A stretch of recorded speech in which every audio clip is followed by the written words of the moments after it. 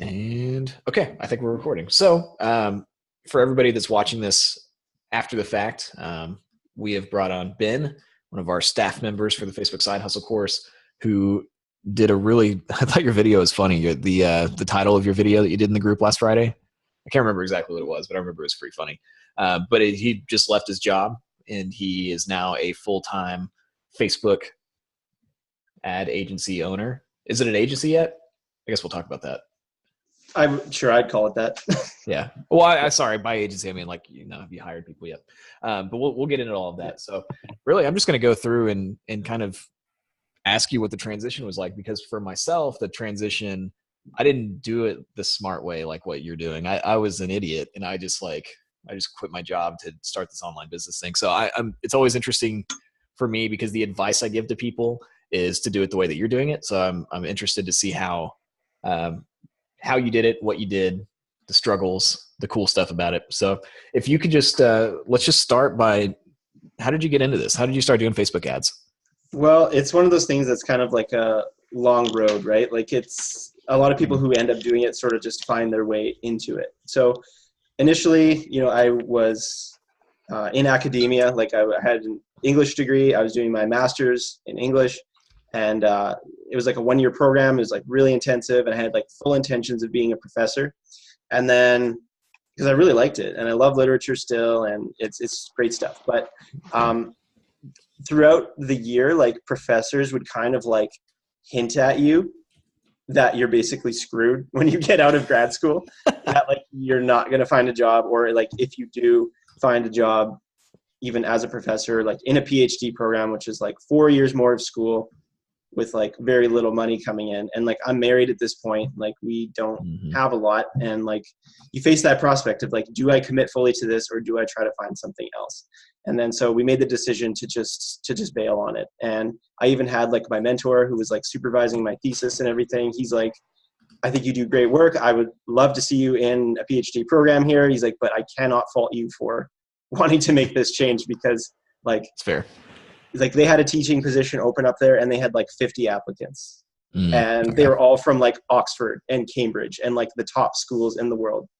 And so like, what chance do you have of finding a job where you want it? And like, yeah, living close to home was like something that's really important to me and my wife. And so it just didn't make sense. Right. So then I faced the prospect of like starting completely over. So like, what am I going to do? So I've worked a bunch of different various jobs. Like I fell into like maintenance work and I like repaired restaurant equipment for 5 years. Oh, wow. And so basically, and just to make it work, just to pay the bills. Right. Sure. And that was completely self-taught. And so somewhere along there, I'm thinking like, okay, how can I use my education to make some money? And that's when you start looking at like, okay, do I want to be an author? Do I want to be a blogger? Do I want to write a book? And you just start falling into that rabbit hole of making money online, doing this and that. Right. So I bought this book on like how to make money writing, and I'm like flipping through it. I'm like, oh, I could be an article writer for a magazine. That pays like $100 an article. Like that sounds like a great way to make extra money. And like, of course, that's like nothing to us now, right? But at the time, $100 is a lot of money, and actually like a life-changing amount of money when you have nothing, right? So, and then I get to the page where it says copywriting, and I'm looking at the rates of that, and I'm like, oh, well, that sounds good. And like, yeah. So you can make this much copywriting, and like basically the sky's the limit with copywriting. So I'm like, okay, maybe this is for me. So I basically went to the library, I checked out every book on marketing and copywriting, and that's where I got introduced to people like Dan Kennedy and all these different sort of influences, right? And I researching it online, like just basically spending every night and then every day, like in my spare time, just researching this, like figuring out what this marketing thing's all about. And then, so that's when I kind of got into that. And so I spent a lot of time on, I don't know if you ever spent any time on the Warrior Forum, but it used to be this like Mos Eisley Cantina from Star Wars, like collection of like weird characters, like selling programs and stuff. Basically like make money online things. And most of them are garbage. But then eventually I saw this post and I started looking into this, and there was this guy on there saying how he's making all this money doing Facebook ads and how easy it is and blah, blah, blah. And I ended up buying his course, and it was like $3,000. I don't think I ever made the second payment on it because the guy ended up kind of like bailing halfway through. But the course was really good and taught me a lot of stuff about how to run local campaigns, how the Facebook platform works. He taught me about sales and how to run my own lead generation funnels. which is kind of the basis of the training I did earlier about running your own Right. ads for an agency. Like he taught me all of that. And I can't fault him for that. But then the support that he gave us afterwards just kind of fell apart. So Oh, that's why I love your group so much, is because you are giving people that support, and you do have people, like, you're taking care of the people after the right. fact. And this guy didn't do that. And so I was kind of left to my own devices. And so that's just really how I got into the Facebook ads thing. And I've just been struggling ever since, until I finally met some people who were there for me and supported me, like Mike Heath and Mike Yanda, and like people who I felt were more connected to me personally. And I was part of these communities. And that's what really took it to the next level, where I felt like this could be a real business and not just a side hustle, if that makes Right. sense. Yeah. I've always been curious. I don't know if I've asked you this before. Actually, I might have in the first training that we did together, but I can't remember. Did you meet Mike in like Coffee with Dan, or like where did you meet Mike? I met Mike in Mike Heath's group. So Okay. Okay. so when I took this other course, I did end up getting a client. It was a financial advisor client, and I completely bombed. Like, I charged him a lot of money. Like, I charged him like $2,000, and Yeah. like I got him like barely any leads, and it was just an awful experience. And I ended up refunding his money because I felt so bad about it. Yeah. And then so I nearly gave up. Like, I was just ready to like just call it quits, or at least take a break and like figure out what I was going to do and regroup, right? And then so as I was kind of thinking about that, that's when I was in Mike Heath's his free group, his local marketing mastermind group. Okay. And then I saw that he had a course, and I think he just basically like broke off a module of the course and just posted it in the group and was like, hey, if you want this course, buy it. And I actually took what he had in that module and I used it, and I got results right away from it. Oh, okay. Whatever it was. I don't even remember what it was, but what it was, it worked. And so I'm like, okay, this is the guy for me, because he's already helped me. So then I bought his course. It was like super cheap back then because he was just starting it out. And then lo and behold, I meet this crazy group of people in his course. And so that's where I met people like Marco, who's here, and Okay. Mike was in there. Gary was in there. And like, I just met this like weird group of people who was like super awesome to each other, and we helped each other a lot. So that's when I really found success, was taking Mike's course. And then your course came along now, and I'm like, this is all the stuff I wish I had 5 years ago. And Right. like, that's where I really could have used the help, and I just didn't get it. So I've found out a lot of stuff on my own through trial and error, and that's why it's taken me so long. And so I see so many of these hustlers, it's like they've almost caught up to me now, like just in the few months that they've been in the course, because like all the mistakes I made, they're avoiding because they have all these resources. Right. So, Yeah. And that's been I like the group too. I know you were saying you like this group. I like it because, it just, man, if I had something like that when I first started, and I did something that was more obscure, which is blogging, but I was also doing like local SEO, and I had no idea what I was doing. It was so frustrating. It was like scary.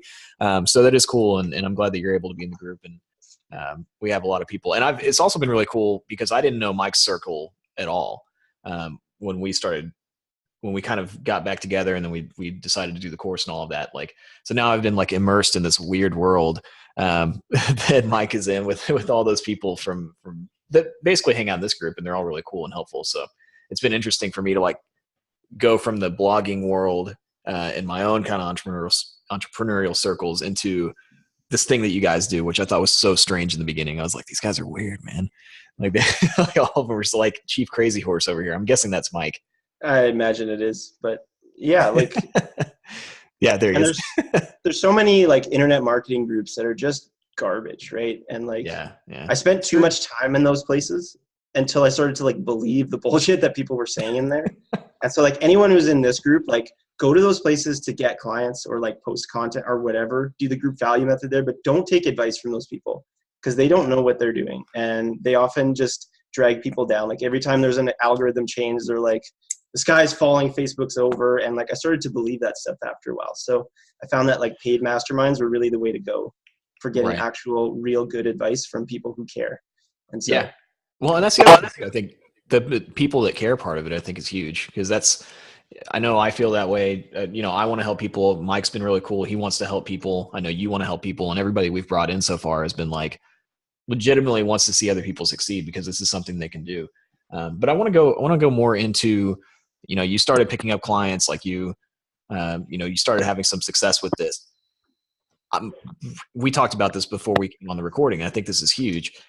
When I left my job to do the blog and marketing, well, it was originally the blog and marketing was like a necessity.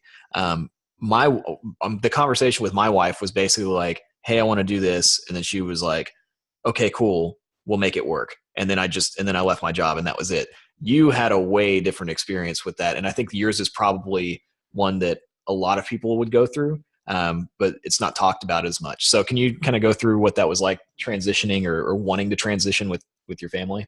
Yeah, for sure. Because like we talked about this before, like even with your story and like other people I followed online, it's like they always say these things like, oh, my wife always supported me and like they had my back and like they were there for me when I needed them. And like definitely my wife is all those things, but like at the same time, she's like a strong reality check for me a lot of the time. And Yeah. so, we had very serious talks about like when we were going to have a family and have kids, and we had a house to pay for and, a life to support and just to be able to pay the bills, right? Like it's a reality of life, and we had Yeah. real responsibilities. And so my big kick to make extra money happened when my wife got pregnant with our first daughter. And I kind of like, you do the math in your head where you're like, this is what we have. And this is like what it's going to cost to like live this way. And like, you just do that math in your head and realize it's just not going to cut it. And so, I just tried all these extra ways to make money. And, this other course that I took, I kind of got a little bit enthusiastic, and this guy was a great salesman. Like he really sold me on it. So I went to my wife. I'm like, I'm going to make $5,000 a month. I'm going to like quit my job and blah, blah, blah, and all this stuff. And like, none of it happened. And Yeah. so I was like, kind of like, and when she doubted me, like I was a little bit defensive about it. And that's 100% Sure. my fault because I didn't realize the work that was going to have to go into this and the Yeah. sacrifices it was going to take. Right. Cause like they make it sound so easy when they're pitching it to you. Right. And Sure. so when I, talk to my wife about this, like she doesn't get it. Like she's not in this world at all. She barely pays attention to Facebook ads. She barely even knows what they are. And she like Mhm. to her, the idea of like charging someone $1,000 a month to do Facebook for someone, like that just didn't compute in her head. She gets it now because she sees the value I provide for people and that I am actually making real money, but this was like a tough sell for her. Yeah. And so I really did let this consume my life a little bit to the point where I wasn't completely present. I was thinking about it all the time. I wasn't really pitching in at home because I was constantly thinking about how to get my next client or how to get better at sales and stuff like that. And like we had some real serious talks where, it's not like my marriage was completely in jeopardy, but it was definitely on the edge of like, if you don't figure this out, like this isn't going to work. And we did have those conversations. I don't think people talk about that enough. And Mm-mm. my wife was a lot smarter than me and she was right about a lot of it. And so I really did have to adjust the way I was doing things to be able to accommodate our lifestyle and make sure that she was taken care of too. And so I would always say things like, well, I'm doing this for us. Like I want to do this so we can have a better future. But like I wasn't making the present good either. Right.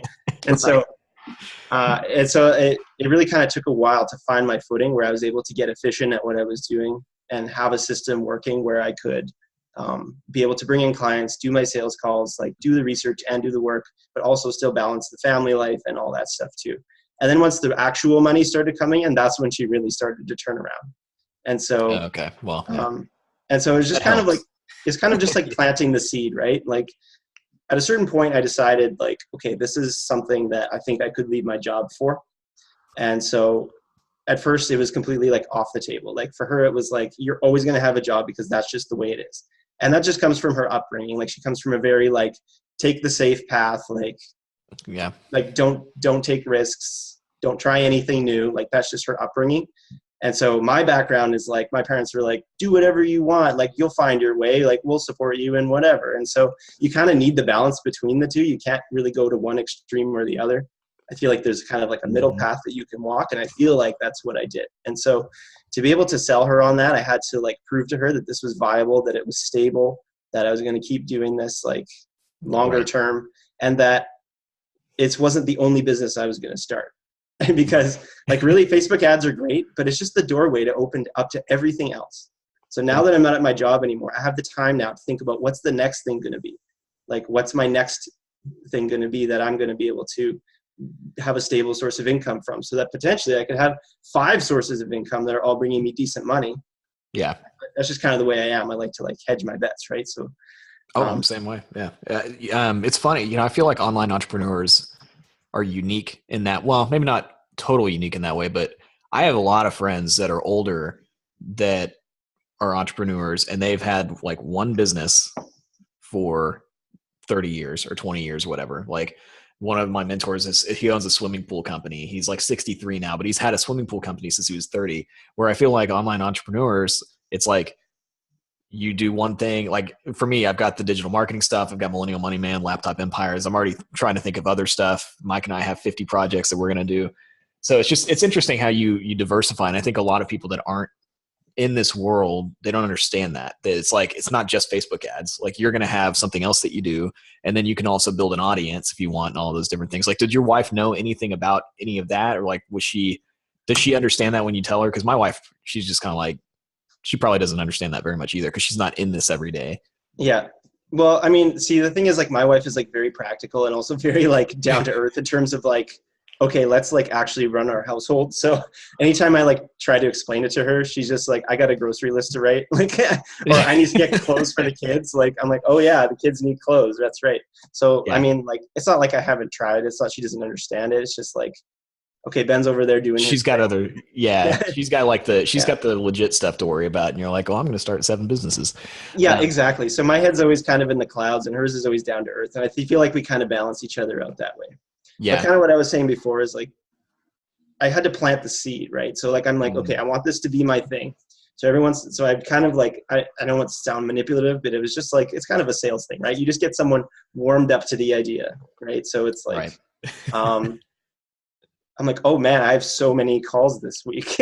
I don't know how I'm going to fit them all in. And like, like, oh, it's getting to the point where having a job is actually costing us money. And then like, it's like things like that. And she was starting to see like, okay, this is actually taking off to the point where the potential is greater than the risk. And so the other thing that flipped for her was just, she had a kind of a rude awakening in terms of like job stability, right? Like people our age, like to me, job stability doesn't exist anymore. Like it feels like loyalty only goes one way. Companies expect loyalty from employees, but not the other way around, right? And so it seems like it's the millennial thing or whatever generation you are. I don't even know what they're all called anymore, but like it's a thing where like no one stays at the same job for 40 years anymore. It just doesn't, I don't see it anymore. Like nobody does that. They hop around opportunity to opportunity, maybe like take a few steps up here and there. Yep. But like at a certain point, like there's no such thing as job stability. And if I have 15 clients and I lose one, that's not the end of the world. But if I have one job and I lose it, your income goes to 0. And I think it took her a while to come around to that idea. But once she saw that and realized that it was true, and that like, because she works for like a big insurance company now where like they do not care about their employees at all. Like you are just a number. And like we're working on getting her out of there. But once she got that job, she realized what it was really like. And that any job you have there's no such thing as job security. So the fact that I'm able to like have a stable income just on my own, that I own and control, and that I can pivot any way I want, then I think that's like a really attractive thing, right? Yeah, totally. And I think, we probably have a lot of people that have taken the course that are looking at like either you or me or Mike or any of the people that are in the group that do this online thing full time. And I think one of the things that a lot of people wrestle with is, how am I going to make money if something goes wrong? Because that's I feel like the employee mindset is like, if I lose my job, I'm going to be screwed. Whereas like you just said, if I lose a client, I'm going to be fine. And I think what happens is, and if you're listening to this and you're like, yeah, that's me. Like, I'm kind of like scared about leaving my job because of whatever. What happens is once you learn how to make money on your own without getting a paycheck, that's a skill that you have forever. It would suck if Millennial Money Man blew up or something, and I lost my marketing clients and the Facebook side hustle course got shut down. Like if all that stuff happened, like, yeah, it would suck, but I know I could go hustle and make some money doing something, because you just learn that skill. And so it's a lot of people that are afraid to leave their job. It's like, once you step into this world one time, I feel like you're made because you have the skill that like nobody else has where you can just go make money and make things happen. Do you feel the same way? Like, does that kind Yeah, of, exactly. Right. Like once you learn marketing and skills, like that's everything. And like just being able to persuade people of something is like the most valuable skill you can have because it applies to everywhere in life. So there's like a copywriter, John Carlton, he like has a copywriting course or whatever. And he says like with copywriting, even just that, like you could drop me anywhere in any city with nothing. And yeah, like I can make something happen, right? Like how many skills can you really say that about? Like because so many things, like so many trades or skills, like you need someone's permission to do it. Like you can't just be like band director, for example, unless someone hires you to be a band director. You can't be like right. a freelance band. I don't know if there's freelance band directors, but like you need, that's like a position that someone needs to give you permission to do, right? Yeah. But when you're a marketer and a salesman, you don't need anyone's permission to do it. You can just go do it. Yeah. That's That's totally like true. the most freedom you can have, right? Yeah, I think so. And I think it's that initial leap, and we'll get into this in a little bit, but it's that initial like ripping the Band-Aid off and, taking away the paycheck. And it's like, once you do that one time and you're forced to go make money, then it's all so much easier and less scary than it seems. What I'm curious about for you, because I had to tell my wife's parents about like what I was doing. And I remember her dad was not that worried about it. He was like, yeah, it's fine. Her mom, Coral's mom, was like, what are you doing? Like, why are you doing this? And this is like a month or so. God, it might've been a month before we got married. Like we were about to get married. I quit my job right before I got married. And so did you have to talk to her parents, or even I had to tell my own parents too, because they kind of helped me get through college and everything. And they were just like, what are you like? Why are you, especially my mom thought it was a terrible idea. So did you have to deal with any of that? Not really. I mean, I kind of got lucky that way because I haven't really had to deal with my mother-in-law yet. She hasn't really addressed it directly to me, but Oh, I thought you were going to say never, like you've never had to deal with her. I was like, wow, that's no. But like it's one of those things like I was expecting, because people always say like, oh, expect people to try and bring you down or be jealous or try and talk you out of it. But like, I really didn't have a lot of that because, first of all, not a lot of people knew I was doing this. I kept a very low profile on my side hustle, just because like where I live, it's a city, it's a major city, but it's like a small town. It's like the biggest small town. And like everyone knows everyone. And like, or you're at least like one connection removed from everyone. Like you all know someone in common. And so I kept a very low profile just because like having a job and an employer, like you just don't want to go advertising that you're, right. doing something on the side. I just didn't want to do that. So like really only my immediate family knew, like my parents, my sister, my wife, and like a couple friends. And so they all knew that this was going on. They all were kind of keeping tabs on it, asking me about it. And like I've been saying for a while, like, I'm actually making more money than I am at my job. And so when I actually told them like I'm just leaving, like they're like, okay, like what took you so long, basically. You're right. Like, yeah. So they saw it coming. So it was a little different than you just being like, hey, I'm going to quit my job.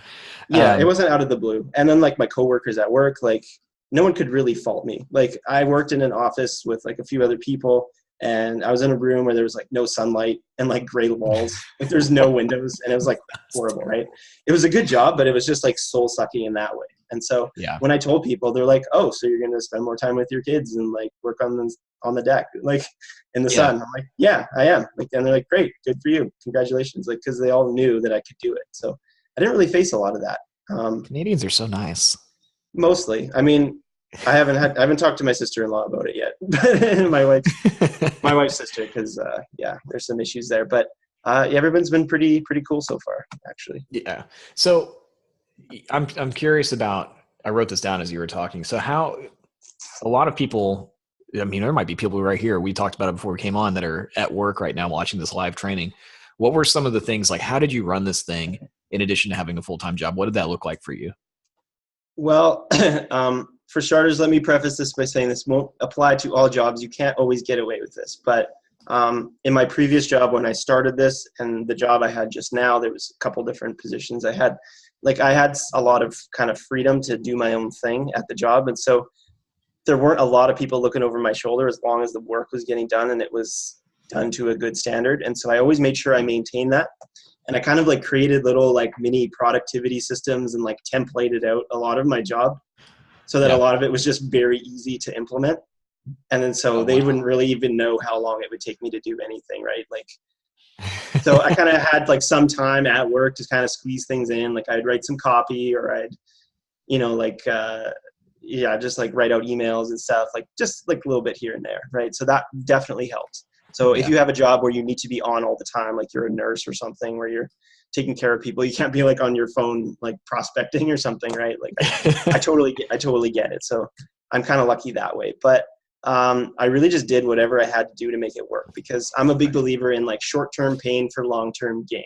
And so I just knew that if I just like hustled and worked really hard for a shorter period of time, I could eventually have the freedom I wanted. So I would do my sales calls at lunch. Like I'd schedule them for like noon, 12:30, 1 o'clock, and like just do one a day. Like I'd only have time for one a day at lunch. And just pop out to my car, get on the phone in my car, and just do my sales calls in the car.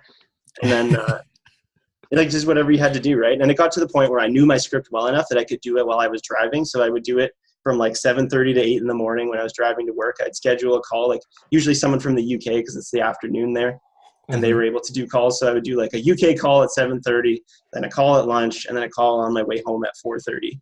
And so, and just being able to sell people that way. And then just, once the kids are in bed at night, or like, or my wife was in bed or whatever, like I just get up and have my tasks for the day. I just found it was really important to set like schedule and actual goals.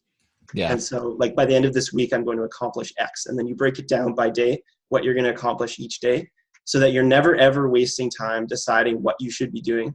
It's all there for you, what you should be doing. So that it's just a matter of sitting down and doing it. And so like, it's just whatever you can do to make it work. If I'm up at 3 a.m. holding a baby and like writing an email on my phone, that's what I would do. Right. Like, yeah, that's interesting. And it's, so basically you kind of like optimized your work, or you optimized your full-time job so that you can focus on your part-time job.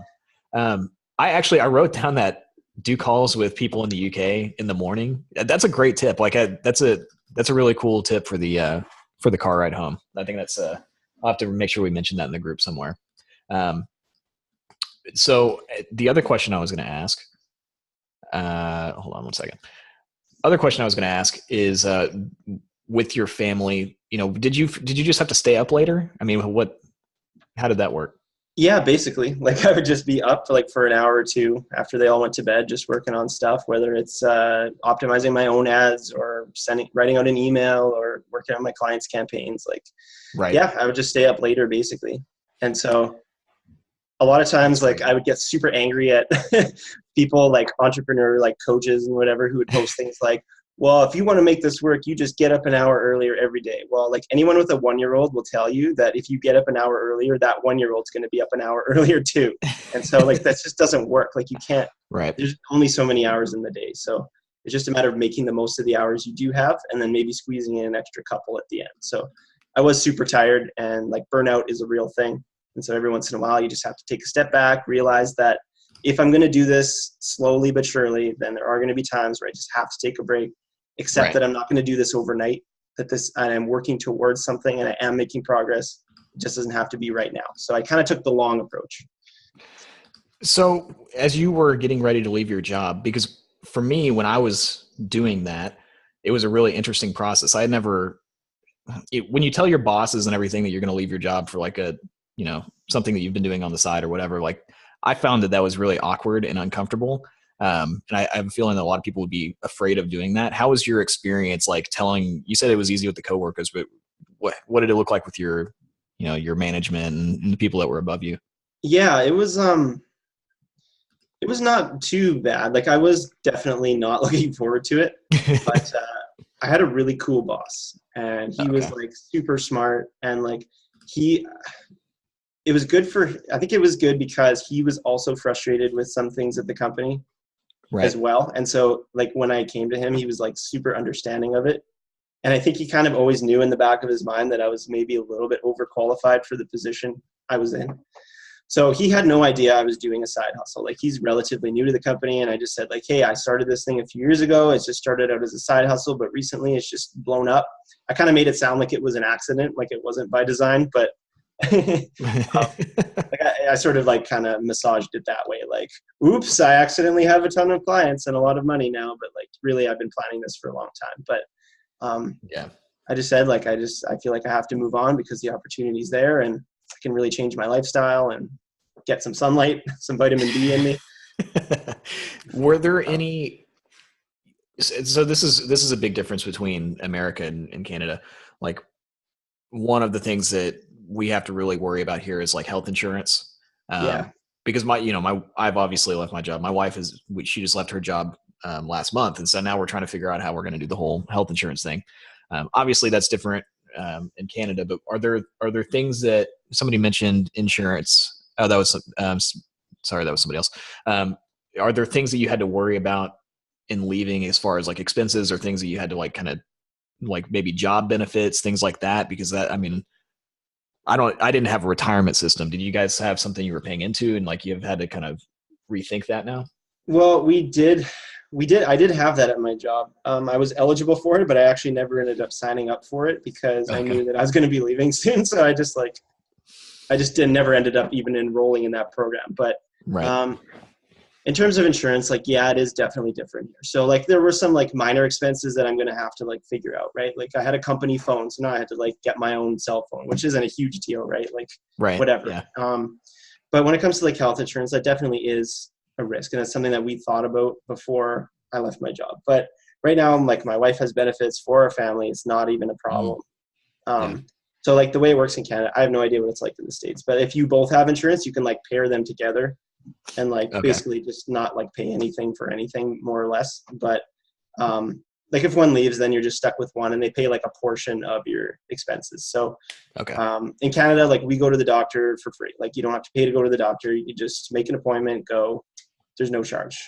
The dentist you have to pay for, chiropractor you have to pay for, but they'll reimburse like a portion of it. So basically like it's pretty minimal, right? So even if and then like things like drugs and stuff we have to pay for if you don't have insurance. But if you do, they'll cover like 80% of it is the standard. So like really it's not that big a hit because my wife has benefits, but we looked into it and like even if she loses her job and we have nothing, like paying out of pocket isn't a super big deal here. Yeah. And if we did want to get insurance for our family, it's only like a few $100 a month. So like we're kind of lucky here that we don't yeah, so basically if you're going to do this, move to Canada and it'll make your whole life easier. Well, I mean, the other side of that is that we do pay a shit ton of taxes, right? Like like a lot of what I make goes to the government. And so that kind of sucks, but just not having to worry about like taking your kid to the doctor, like as an added stress. It's like, I'm willing to pay taxes for that. Not to get political on anyone here. That's not what this is about. Oh, no. It's just like things you have to think about though. I mean, it's just peace of mind to just go to the doctor when you want to and not have to like think about whether you can afford it or not. It's just a nice thing to have. But. Right. You touched on taxes. It's actually a good transition. So I don't know how taxes necessarily work in Canada. It's actually really fun. I'm going to sidetrack it for a second. I went Fidelity. No, it wasn't Fidelity. Oh God. Salesforce flew me up to Canada, up to Toronto to do this personal finance seminar thing. And they brought it was all Americans. And so it was a panel thing. And so they were asking us all these questions about the financial collapse here in 2008, like how millennials have had to like, cope with things in America and all this stuff. And so we did this whole presentation, the room full of people at the Salesforce convention. And at the very end of it, it's like all these Canadian, like everybody's hand went up and they're like, none of this applies to us. We don't actually we didn't have the same problems you guys had. And like everything doesn't actually apply to us in any way. So thanks for coming out. Yeah, it was the most awkward thing ever because it's just like, it's like, wow. Okay. Yeah. That was totally, I don't know why Salesforce even flew us up to Toronto to do this thing, but where I was going to go with that was that for the tax side of things, like, do you have a CPA? Do you have to have that kind of stuff? Like, do you feel like that's something that you need a new business structure? Have you had to do anything that you weren't doing before? Not yet. So like, it is kind of similar to the States that you can this is just from talking to Mike about it. You can run as it's called the sole proprietorship here, which Mhm. is just you as a business, right? Like you're just, you like Canada's tax system is like kind of like an honor system. Like if you do get audited, like you're in trouble, but like it's up to you to self-report your income, right? So anything that I bring in through my side, whether it's a side hustle or a full business, I just report it as income. I pay taxes on it. You can claim expenses for running your side business. Like they kind of have it built in for that. So you don't need to have a corporation to do all that. So I don't have a CPA or anything. I just have like my own bank accounts where anything I make, I just put aside 30% in tax, and I just put that in my tax account and I don't touch it. And then so if I end up keeping some extra at the end of the year, that's great. If I don't, then that's just my tax fund. And so a lot of business owners, probably here and in the States, like they get screwed over because they don't account for that. They just take the money they get in, they spend it, not thinking that they're going to have to pay taxes later, and then they get this huge tax bill and they're screwed. And I've known people personally whose businesses have gone under because of that, because they didn't do their taxes properly. So I am thinking about doing like incorporating soon. So there's some benefits to that. I've been talking to an accountant about it, so I probably will have one soon. It's just a matter of making the move at the right time when it's actually worth it, because there's a point where it's actually not even worth it to incorporate, where the benefits don't outweigh. So how do you handle paying yourself, if you don't mind me asking? Because like I pay myself a salary. You know, I'm an S corp and everything, but I pay myself a salary every month and then pull money as needed. So now that you're trying to figure out this new, you know, it's a little different because you transitioned from side hustle. You're already doing this, but now that it's full time, like, are you going to leave a certain amount of money in the business and just pull like what your old salary was, or how are you trying to do all of that? That's actually something we're trying to work out, actually. Like it's not 100% set in stone, but one thing that kind of was kind of a tension point with me and my wife was like, for a while, like I just had money kind of flying in here and there. And she had no idea what was going on our bank account. She had no idea how much money we actually had, how much I was coming in, like how much I had coming in. Like it was a little bit stressful for her, just because like she would say like, it's nice that you're bringing this extra money. Like I really appreciate all the hard work you're doing to do it. But like, I don't know if I can like go buy this thing for the kids, because I don't know whether it's coming in next week or if we're getting anything at all, or like, it was just so inconsistent, right? So I developed a system where like I had a spreadsheet where I sort of laid everything out, where anytime I get paid any amount of money, so I set up a Zap for this in Zapier, so it would do these calculations for me. So anytime something would come through on my Stripe account, it would take the amount, then it would say, okay, this much is going to our tax account, this much is going to pay my expenses for the business, like running my ads, paying for things like ClickFunnels and Zapier and all that stuff, right? And then like, this is how much is like our fee for payment processing through Stripe. And then the bottom line is like, here's what we actually get. And so every time I got paid through Stripe, it would email me and my wife this, so that she could get this email and say like, oh, there's money coming in. This is when we can expect it in our account. This is how much we're actually keeping, not how much gross we're bringing in. And that helped a lot. And I think once she started getting a lot of those notifications, it was kind of like that little, again, psychological trigger, right? She's like, every time she sees that, it's like, Ben just brought money in while we were sleeping. Like, it's kind of nice, right? Like, so then it made it easier for you to be like, I'm quitting my job. So just being able to plan out like where the money is going once you get it was a big help. And so going forward, I'm probably going to do something similar to that, but just kind of keep it in an account and maybe pay myself every Friday, something similar to what my salary was. And then anything extra we'll put into investments and savings and things like that. So. Okay, cool. That's the Zap thing it's really smart. It's actually really cool. I've never heard of anyone doing that. So walk me through the last day. Like, what did that feel like, last day at your job? Oh yeah. Last day was great. Like I did almost nothing. Like I just kind of like sat around, answered people's questions last minute. It was a little bit like, cause I did give 2 weeks notice. So I had time for people to like come and talk to me about it. Like one of the VPs of the company, he's like the brother of the president, and like, it's their family business. Like he never talked to me about it. He never said a word to me about it. Yeah. In fact, he just like stopped talking to me, which was super weird and awkward. And so like he came by on the last day, he was like about to go out to the lake, and he's like, hey, see you everyone. Like, to be honest, I don't even know if he knew. Like, I don't even know if he got the email that went out to the whole company saying that I was leaving.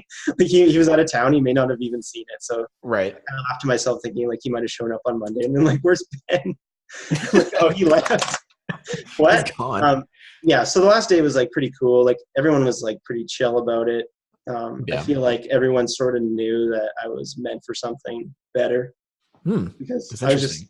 because like I just seemed bored probably. And like there were certain things that I would get super fired up about, like talking like marketing strategy.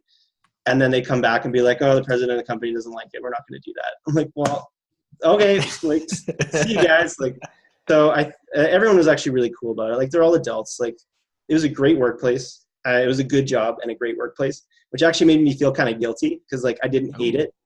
Yeah. And like I didn't dislike anyone I worked with. It was not like I'm miserable here. Like it was a good job that anyone would be happy to get, but Right. I'm just not built for full-time employment. And I think other people probably got a sense of that. Like I just want to do my own thing. When did you, it's funny now for me, I look back on a lot of my like early 20s and even like high school, and I just realized that I should have never been an employee. I mean, it was good that I was, because then I realized, I learned a lot of skills from going to college and everything. But was there a point, I mean, have you always felt like you wanted to be an entrepreneur, or is this something you just kind of discovered as you were in that windowless office building for for years? Well, kind of. Like in my previous job is when I first started getting into marketing and sales. So it wasn't the windowless job. I was driving around fixing restaurant equipment. But I kind of like, looking back, I think I probably was suited for entrepreneurship. I just didn't really think of it as a possibility. It's not something that always enters your mind, right? So Yeah. like I've always had a problem with authority. Like anyone in my family can tell you that. Any of my teachers can tell you that. It's like I hate being told what to do. Even if there's nothing wrong with the thing I'm being told to do, like even if it's something I would have done anyway, just the fact that someone's telling me what to do, I just hate it, right? Like only my wife is allowed to tell me what to do. She's the only person in the world that I will actually like do what she says. But so looking back, I've always just kind of been like that. And I guess like one of my first entrepreneurship things was like my friend and I, he's an accountant. He's like very business minded. He doesn't own his own business, and I'm surprised at that. But I had a job where like it was a weekend job where you would like go out and like, you see people in stores like handing out like samples of things. Yeah. So like when I was 15, I got hired by my friend's mom to like hand out candy samples. And so it would be like a market test. Like they test out weird flavors of stuff and see if people actually liked it. So it'd be like lemon gum or like blueberry licorice or something like weird, right? And so the thing is like you would get to keep all the extras. So like they give you like a huge case of stuff and they just let you keep whatever candy you didn't want or they didn't like give out. So my friend and I basically, we just had this idea. I don't even know whose idea it was, but we decided to like sell it out of our locker at school. And so we actually made like a decent amount of money doing that. And then we actually ended up creating this thing. We called it the locker store in high school. So like we actually shared a locker. I don't know. We had a stupid high school where you had to like share a locker with someone else. But we basically would just like look in the flyers every week. We go find sales and buy like chocolate bars in bulk and like Pepsi in bulk, and then just sell it out of our locker at school for like $1, $2, whatever. That's right? awesome. So we actually ended up making like not a ton of money, but like enough that it was like, hey, this is pretty cool, right? And it's kind of like this legacy thing. Like everyone in our graduating class remembers the locker store. Like some of our teachers got in on it. So like I think like that kind of planted the seed, right? Like it's like you can make money doing this. And like I was like the ideas guy who would like get people like excited about it and stuff. And my friend was very much like the like dollars and cents. And so we worked together well that way. But that was kind of like my first foray into it. And then once you make that money, you're like, oh, you're addicted, right? Like you're kind of hooked on it. And so like my side hustles before Facebook ads were like editing papers for people, like academic papers, writing video scripts for video production companies. When I was I worked for a family that owned franchise of restaurants, like they owned 5 franchise locations. And so I basically like created this like training manual and like training system for maintaining and repairing equipment and tried to like sell it to other franchise owners. And I kind of got in trouble for that. but I made $1,500 doing it. And like, was like, so what I did was I actually sold like a training seminar where I would like go to their restaurant and show them how to fix a bunch of stuff. So like I drove out to this like small town, like 2 hours away and like made $1,500 for a day of training. And that was when I was like, oh man, like I'm in trouble now. Like I'm hooked on this. That's funny. Yeah. Hold on, I'm reading what Mike said. Do all this stuff and still not realize you can be in business for yourself. Yeah, it's true. I mean, it's so Yeah. funny. It's like there's all these for me, and I'm sure it sounds like it's the same for you and same for Mike. Um, I've always hated being told what to do, and it goes like back to high school. There's just all these things I look back now and I'm like, why didn't I start a business earlier? Like I just, and I guess it's just kind of a Yeah. fake thing. Like it just works out that way. But I think every entrepreneur, Mike and I did Mike Yanda and I did a podcast episode the other day, and we were talking about the same thing. It's like you always look back and you go like, there were all these signs. Like why didn't I Yeah. just? Why didn't I know? So what for you? I guess moving forward. Well, how long is it? It's been what since Friday? So you've only been full-time unemployed since I guess a couple days ago. Pretty much. Monday was a holiday, so I wouldn't have worked then anyway. So basically Tuesday, Wednesday, and then today. So what is it? I mean, it probably just feels like a little bit like a vacation or something at this point. What is it? Does it feel any different? Like, do you feel like a sense of relief? Do you feel like, or has it been too soon to kind of know yet? Yeah, like I'm happier than I've been in a long time, I think. That's like cool. just the fact that I have like sunlight. Like I have my door open here, I have like my windows open, like sun coming in, like it's great. I love it. And so like it's not as much of an adjustment as I thought because I'm used to being very like militant with my time. Like even when I was doing my master's degree, like there's no one looking over your shoulder telling you to do all this work. You just have a lot of work to do and you need to find a way to get it done day or night, however it's going to go. Right. So I'm used to managing my time effectively, being able to like get a lot done in a short amount of time. So I feel like it's not really as big of a transition as I thought. So I use this productivity system from like another group. And I think Mike has taught some similar things in the group, is just basically having like every day you just like on Sunday, you just lay out your week, all the things you want to accomplish, do like a few super important things each day, and then a few like not as important things each day. And then just kind of plan your day out for that, like that. And then just being very militant with your time. And so I'm not really worried about getting stuff done. Like I'm not going to like slack off too much. Although on a nice summer day like this, I might go hit the driving range before I go get my kids. Yeah. But yeah, it's been really good so far. And so I think it really helped that I made a sale on my first day on my own.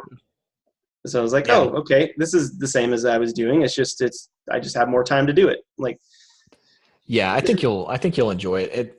It's funny. Like if I could give, you probably don't even need any advice because I think you already do this. I would just make sure you keep your social game up, like go and meet with people in real life and stuff like that. That was one of the things I didn't do because I was and I think Mike was the same way.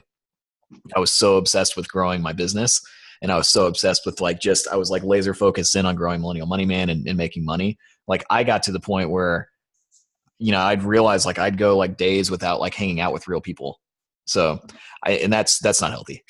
So it sounds like you're probably going to be a little bit more vigilant about that, but I think I'm going to be the lunch king of Winnipeg. I don't know. I love lunch. Like lunch is I just love lunch. And so there's people I haven't seen in like a couple of years probably because I just haven't had the time to see them. And now I'm like feeling like I'm going to have to like pace it out. I'm like, I can meet this person for lunch. I can meet that person for lunch. Like wherever they want, I'll just drive to them and go have lunch with them. So I have to try not to do it too much, but I'm definitely looking forward to that. So yeah, for sure. It's just, that's just one of those things I had to learn the hard way, unfortunately. So I guess, I don't know, is there anything else? I mean, I'll open it up to questions. I'm sure somebody's got some questions for you. What did you have anything else that you felt like you needed to share from this experience of just, going from side hustle to full time? I guess I would just say it to anyone like who's even thinking about it, like don't compare yourself to others. Cause I felt like I did that for a while, but I've had some experiences that made me feel a little bit better about it. Cause like there might be some people ahead of you, some people behind you. And like everyone decides to make that decision for themselves when it's right for them. And so it's taken me a lot longer than say like Catherine, for example, who just like jumped in this course and then just ditched her job. She beat me to it. I was like, oh man, I was about to do that. And like, I didn't realize so it did take me a long time, but I'm okay with that because it was the right path. And I had a very different life experience. And I have 2 kids under 5 years old that I need to support. Right. And I have, a wife who wasn't fully on board with it. And like, this is all these things. I have a house and a mortgage to pay and some people don't. So like there's people who can live very inexpensively, other people who can't. And like, I just don't judge yourself based on other people's experiences. Like there's one thing that made me feel better was there's a guy named, I think his name's Steve Chu. He does like an e-commerce course Mhm. And like he's a legit guy. Like I definitely trust him. I haven't followed his stuff for a while, but like he basically his podcast is called like My Wife Quit Her Job. And so like Oh, basically his whole idea about starting a business was allowing his wife to quit her soul sucking job. And he kept yeah. his job for like a really long time. And he didn't quit his job until he was making like, he had at least 10 years of living expenses saved up, which sounds crazy. Yeah. But then I'm That's like, a lot. well, that's smart because like he's just really risk averse. And like Yeah. it made me feel better that he had this successful business. He's made like $1 million and like he still had this like day job for a long time. He did quit eventually, but he kept it for a lot longer than maybe most people would have. And so that made Yeah. me feel better that like there's always this rush to like go live the laptop lifestyle and go, you know, Mhm. like it's almost this like pressure that if you have a job, you're somehow like not doing it right or something like Right. that. But Yeah. everyone has a different situation. Like do just what works for you. If you just want this to be a side hustle, do that. If you want to grow it into a business, do that, but do it in your own time. So I that's think kind it's of, great advice. It's great advice because I think, I've even, when I first started doing this stuff online, just full time and I was blogging about it, I was really like, I guess I went through this like anti being employed phase where I thought I was like, oh, you got to be self-employed. It's so much better. But I think some people just really enjoy being employed, and doing this as a side hustle, or and that's they fine. Yeah. just, yeah. And I think that I think there's a lot to be said for that because one of the things that I've found in self-employment is you can't turn off. Oh Like, yeah. Mike's on vacation right now, but I can guarantee you, Mike and I have been messaging back and forth a lot every single day that he's been on vacation. And so that's just part of it though. And it's the same thing when I go on vacation. So, but yeah, anyways, that's great advice. We just got a question. I was going to say, does anybody have any questions? So Oh, Kyle sure. just asked, do either of you have any tips for someone who just graduated college? It feels like people don't take me seriously because I'm younger or don't have experience. You want to field that one? Yeah, sure. Well, I could say for starters that like some of the most successful marketers and salespeople in the world have never been to college ever and have just been hustling their whole lives, right? So like that's not really an issue. But I can say from experience that like getting the first couple of clients like is hard. It's very hard Yeah. when you don't have that experience. And like I don't want to sugarcoat it and say like, oh, that's bullshit. You just have to find a way around it. Like I get it. Like I've been there and I've been rejected a lot of times before I had success. And so when it comes to not having experience, like they don't necessarily like, I don't know if this is for in-person meetings or phone calls. Like I've done most of my stuff through phone calls. So they don't really have to know how old you are, how much experience you have. Like you can just Right. talk, like don't tell them you have experience, show them by what you're saying and the questions you're asking. Like you demonstrate it rather than have to convince them of it. And so if Yeah. you're giving them good advice that makes sense, then those questions almost don't even come up. And so I kind of have it dialed into a place where now, like, no one asks me what qualifications I have. No one asks me how many gyms I've worked with. They just know based on what the things that I say. And so I can just say it just comes from getting practice, getting as many like reps in as you can, and just kind of honing that sword. If someone asks you for examples, tell them you just protect your client's stuff. You have NDAs with all of them, and you don't give out examples. Like it's as simple as that, right? And so if they have a problem with that, well, too bad. You just have to get the next one. But once you start getting clients and case studies and results that build your confidence, it gets a lot easier. But I definitely know how hard that first one is. Yeah. Yeah. That's, I mean, a lot of it just comes down to how you present yourself. And I mean, one of the things I found about business owners too, is like, a lot of them don't care how old you are. They don't care if you know your stuff and you can, if you can provide results, then, I mean, who cares how old you are? It doesn't matter. Money is what people really care about. So let's see. Does anybody else have any questions for Ben? Also, I will say when it comes to like social media marketing, sometimes being younger makes you more trustworthy because they think you're like more in tune with what's going on or whatever, right? Even if Yeah, you're not. Like it's that's kind of true. Yeah. it's a benefit, right? Let's see. Any other questions? Anybody have any questions? Oh, there you go. What Okay. tools do you use to regiment your time? Yeah. What was that from Mike? I basically have a couple. Like I have a spread. I basically have a Google spreadsheet every month. So Mike will know this. This is based on Dan Meredith's like GSD method or whatever. So it's just a spreadsheet of like you have like your monthly goals, like your monthly breakdown of what you want to accomplish in the month. And then you have your weekly breakdown where every week you plan out everything you want to do during that week. Yanda gave me a nice income tracker spreadsheet that he uses that basically just gives you your target and like what you've made, what you want to make, and like the difference and what your expenses are, that kind of stuff. And then just basically like parsing out my time based on day. Like, this is what I need to accomplish this day. This is what I need to accomplish that day. And then maybe the night before, like if I'm really going to be regimented, then the night before I'll plan out, okay, so from like 5 to 6 a.m. I'm doing this. From 6 to 6:30 I'm doing this. And then like planning it out, just blocking it out throughout the day. And that way it keeps you really focused on what you're doing, so that it's like you don't have all day to write that email. You only have 45 minutes or an hour to do that. And whatever you get done in that hour, that's how long you have to do it. And then I'll use, I forget what the app is called. It's like one of those like Pomodoro technique, like productivity apps. It's called, Focus Keeper is what it's called. And so you can set like a timer. So you have like 25 minutes of work time, 5 minutes of break time. And so when your 25 minutes of work is up, you get up and you walk away, hands off. You can't do anything else. And so it kind of gets you fired up for the next block, because you're like, oh, I was in the middle of something. I want to start that again. And then so like you go take the dog for a walk for 5 minutes. You like go to the bathroom, get a coffee, like just chill out, listen to a song or something, and then you get back at it. And so that's kind of what I do. Do you do that? Like, I know you joke about being a blogger. You can do whatever you want, but I'm sure you work very hard to keep regimented a little bit. Yeah, I do. It's one of those things. I've been in such a rhythm for the last when I was just doing marketing work in Millennial Money Man, I really didn't have to like spreadsheet out or anything. I'm really not somebody that does a lot of that anyways. I just had my schedule. Like I knew I wrote at these times of the day. Like I tried to write, I'd go to a coffee shop every day and write and stuff. I've never been really like super structured because I'm not kind of type A. So it's been interesting working with Mike, because Mike is, I mean, like ultra structured. So it's been funny how we both, it actually works really well for us. But, for me, I just kind of like have this like natural feeling of like, okay, I need to do this to get it done by this time or whatever. But, I know like Mike has all of these systems for productivity and all this kind of stuff. Because of most of my stuff being blogging, I more have systems for like creativity.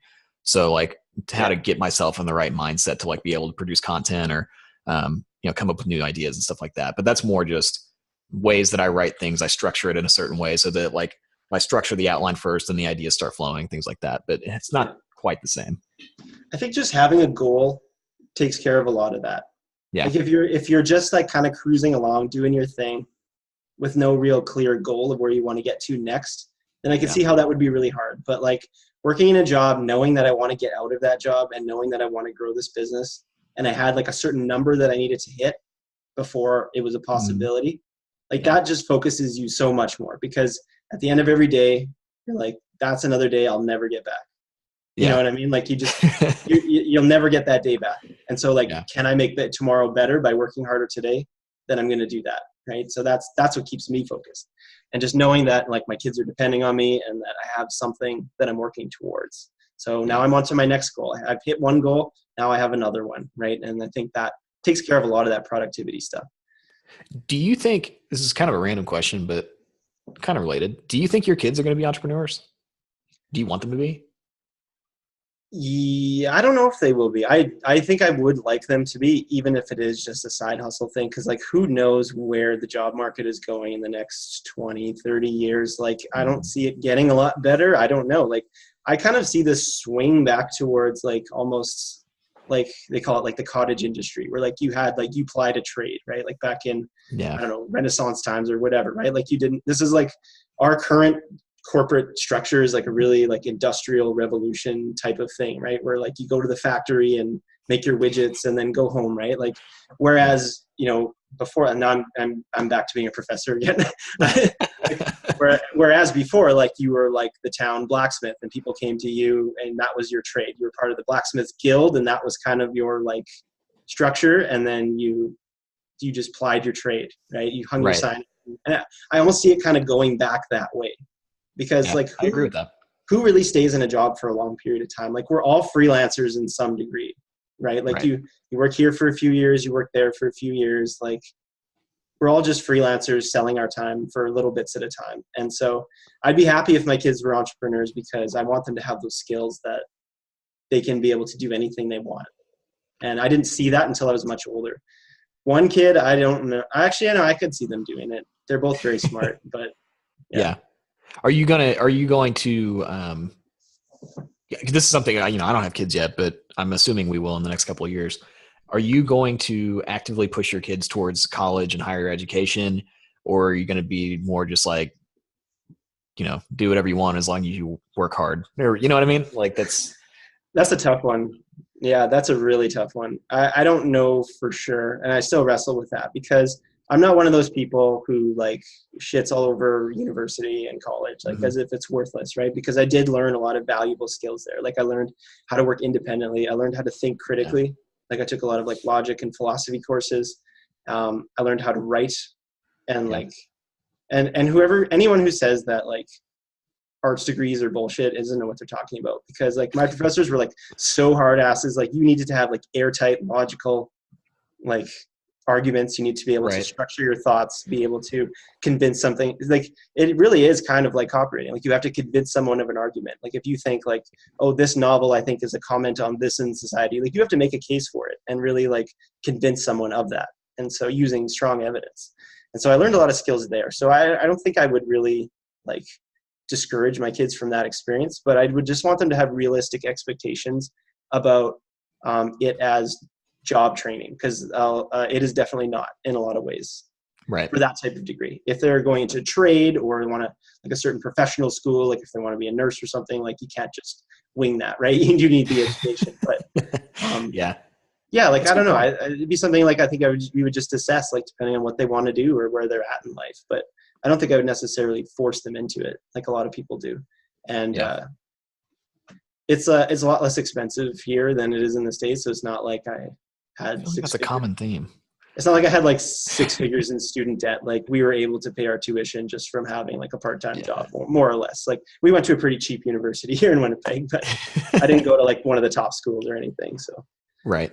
Yeah. Well, man, this has been great. I'm super excited for you. Mike and I have been, I remember like when Mike first found out, he's been just like, he was so excited. He was like, dude, Ben's doing this. Like, this is freaking awesome. So he's been really stoked about it. And I have too. So it's been fun to watch. And of course, we'll support you in any way we can.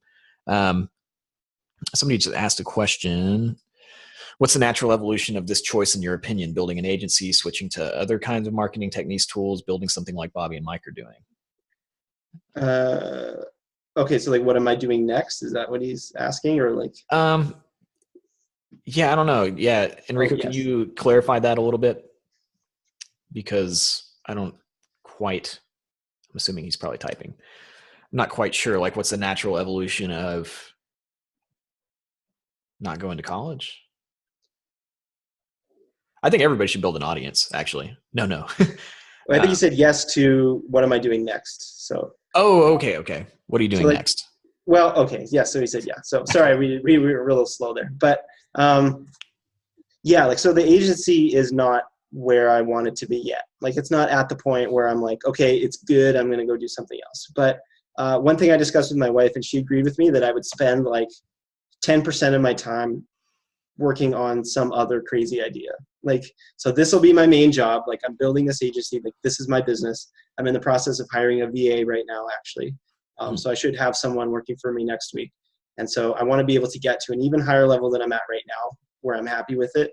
But I'm always going to be keeping my eye on like the next thing. And I don't exactly know what that is going to be. Maybe it'll be some kind of e-commerce thing. Maybe it'll be like a course for gym owners to run their own ads. Or maybe it'll be like I'll be an email copywriter. Like I don't even really know, right? Like it's just it's something I'm just going to look into and research. Maybe it'll be affiliate marketing. I have no idea, but I just want to like always be working on the next source of income at least a little bit, so that for whatever reason, if Facebook does just suddenly go away, that I'm not completely reliant on one platform. So at this point, the options are kind of open, but I've been focusing on this one thing for so long that I just need to build that first.